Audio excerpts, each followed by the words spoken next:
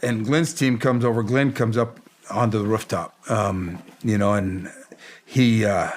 he comes over, and Ty introduces him to me, and I'm like, hey, thanks. I'm glad you guys are here. It's great to have another gunfighter up here. Hopefully we ain't gonna need you.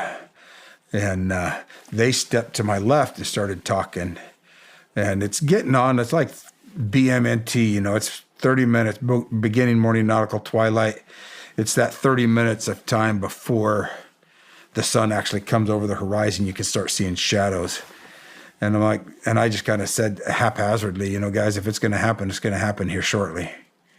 Because otherwise the sun's going to be up. And probably within the next 3 to 5 minutes, an RPG come out, hit the wall right out in front of us.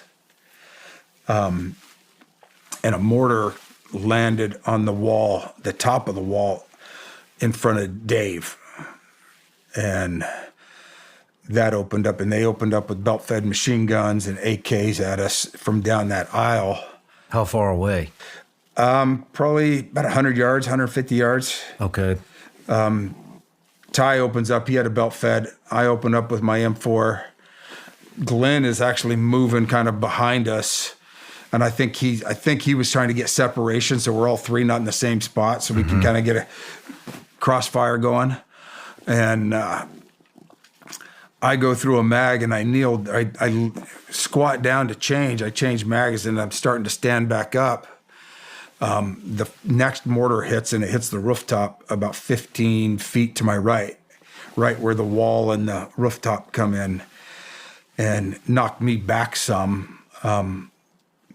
And I stood up to start shooting again, and that's when I saw Ty. He's out of the fight. He's in a fetal position at my feet.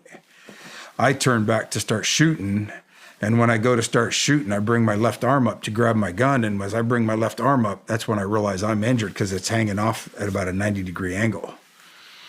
You didn't even feel it?